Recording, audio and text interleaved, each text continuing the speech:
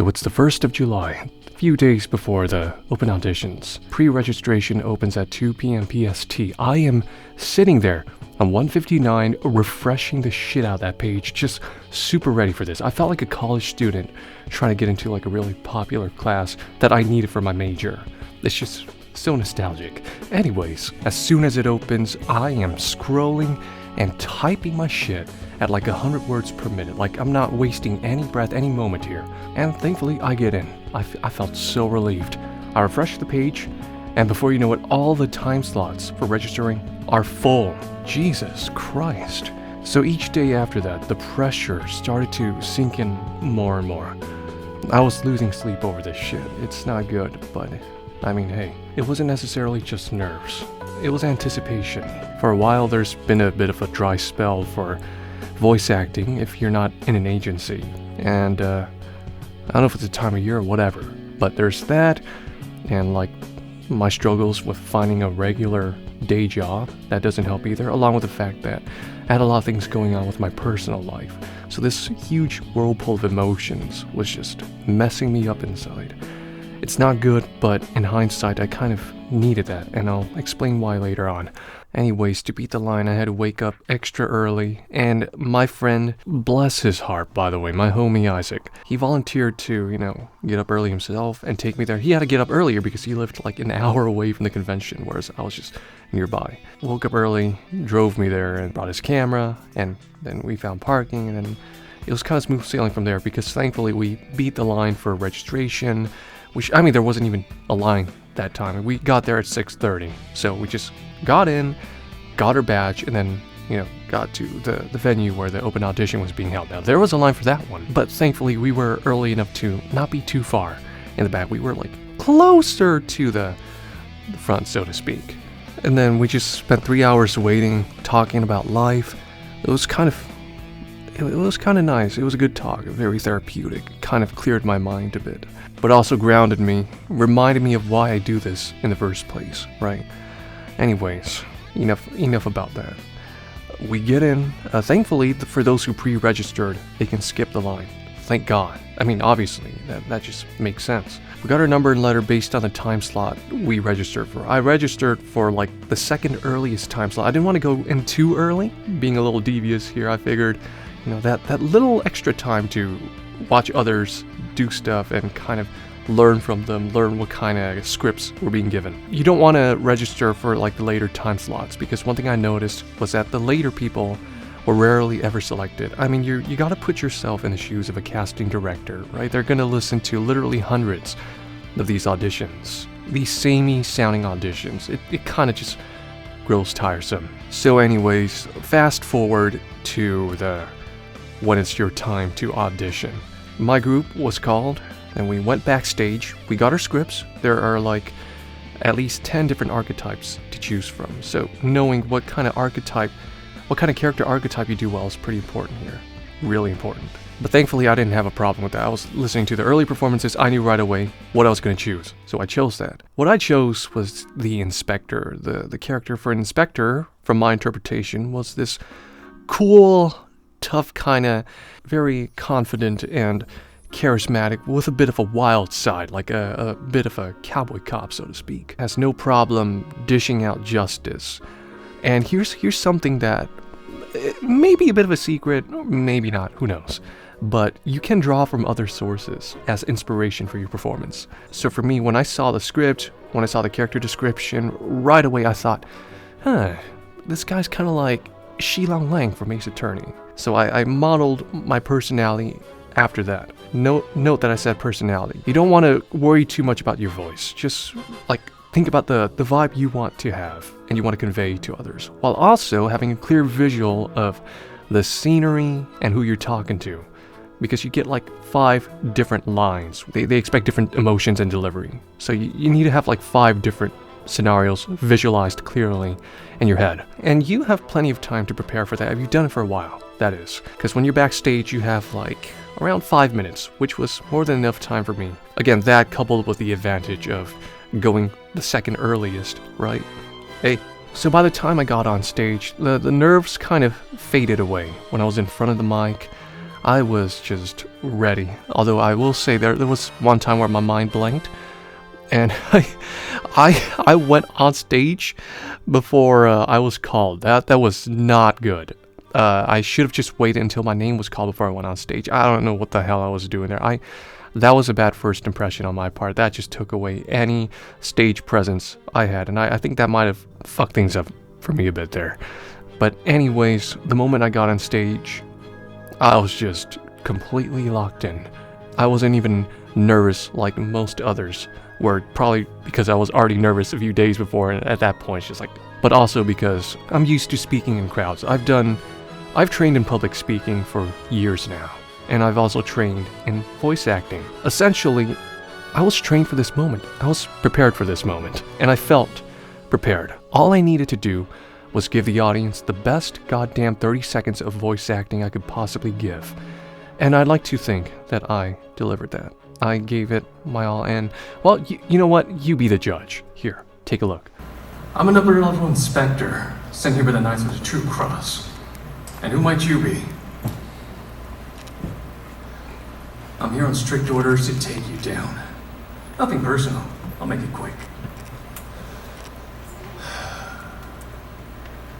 With all that weight off my chest, nothing can hold me down.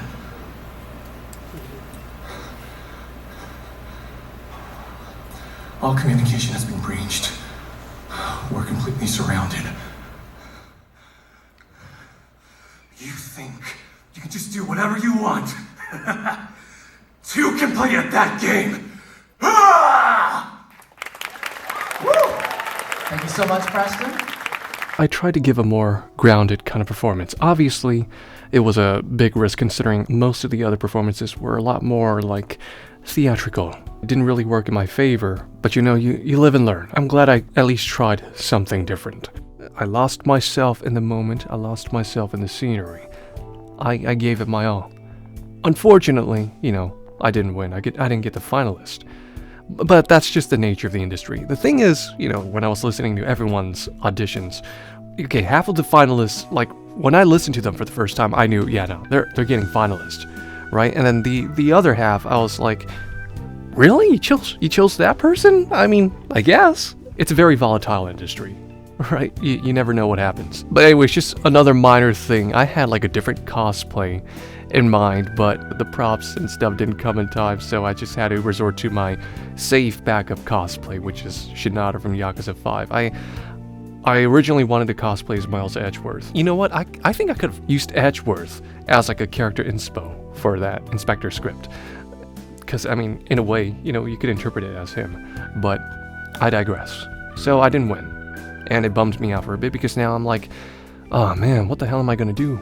I only have like one way to go about this at this point, which is just to, you know, apply to agencies and hope that one selects me.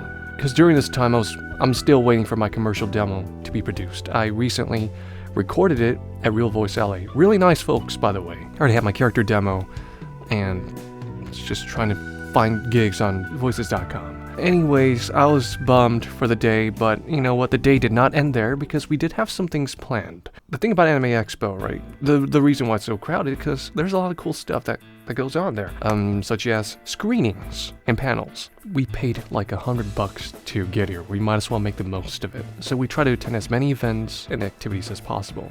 And one event that we were very much looking forward to was the Ghost in the Shell screening. And boy, let me tell you, it was good. Look, we even got a free ass poster. I mean, just look at this. It's so immaculate. Look. It's like cardstock. It's like so high quality. And it's big, and ooh man, look at this art style, Jesus Christ. We got to attend the screening for the first 2 episodes for that, and boy, let me tell you, it was freaking good.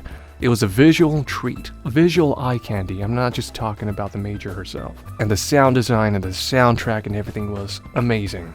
The characters felt like a far cry from the original Ghost in the Shell series. I mean, they were a lot spunkier and goofier. Very cartoonish in a way, because I remembered the original cast was more stoic and gritty and stuff. That might put off some people, but for me, I didn't mind it at all.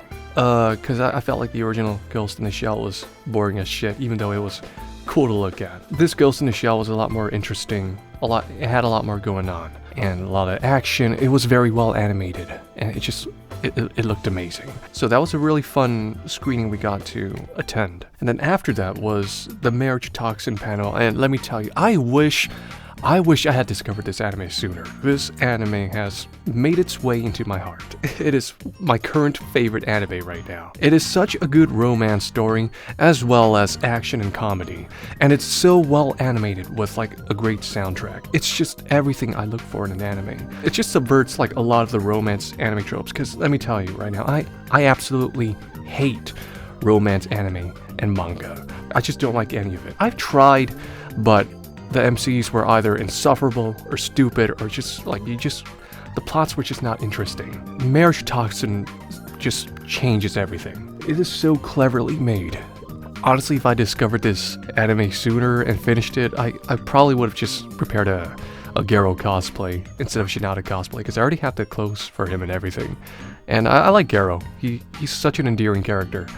But anyways, I digress. The panel was nice, you know, we learned a lot about the inner workings of the anime, so to speak, and like the vision of the creator. One interesting thing I took away from that was that Garo is supposed to embody like the shonen anime, and then Kinosaki is supposed to embody the shoujo anime, and then like it's just like the clashes of the two anime styles. I never thought of it that way, but it makes so much sense when you watch it. The anime is so well paced, I cannot recommend it enough. I cannot glaze it enough. It is such a wonderful, heartwarming, and funny and charming anime, and it's just so well made. And I'm so excited for season 2. But anyways, after that was dinner, and then we just kind of walked around, and I was lining up for karaoke because I wanted to make a video or something, but it didn't work out because the line was too long. And that was kind of the thing with Anime Expo. The crowds are much worse than they were before, it seems like, at least from what the folks have told me. And a lot of things didn't work out because of that. We did not get to see as much as we wanted to see, or do as much as we wanted to do, but you know what, I had a good time. It's not just because of like the events that we got to see, but also we made a lot of friends along the way. We stayed for a while, like towards night. The vibe during the nighttime is so different than the vibe from the daytime. It's much more relaxed, it's much more fun. People were like singing and dancing out in the streets for karaoke, even though, if I'm gonna be honest, most of the people that sung either sucked at singing or had like poor song choices that killed a lot of the crowd hype.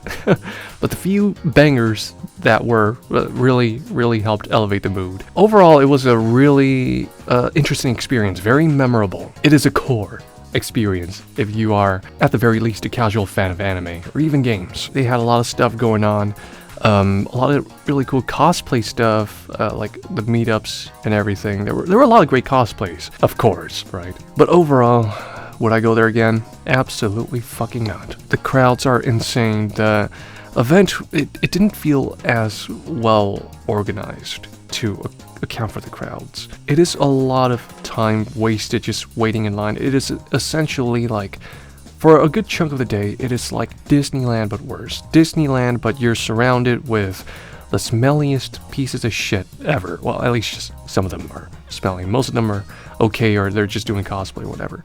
Basically, it had its pros and cons. If you go in there with the intent of making the most out of the money you spent for those tickets, you are going to. It is essentially an experience in and of itself. An experience unlike any other, for better or worse. But you are bound to make a lot of friends along the way. I think out of all the conventions I've been to so far, which is just 3, I've made the most friends there. In fact, like, there were 2 people who recognized my cosplay, and we hit it off pretty instantly. It was nice. And I couldn't have asked for more, honestly. It was a good day, that day overall. Even if things didn't work out. But that's really all I have to say for the matter. My voice is so tired from all the screaming and hollering and the cheering. Until then, I'm P2, and I'll see you next time. Take care. Peace.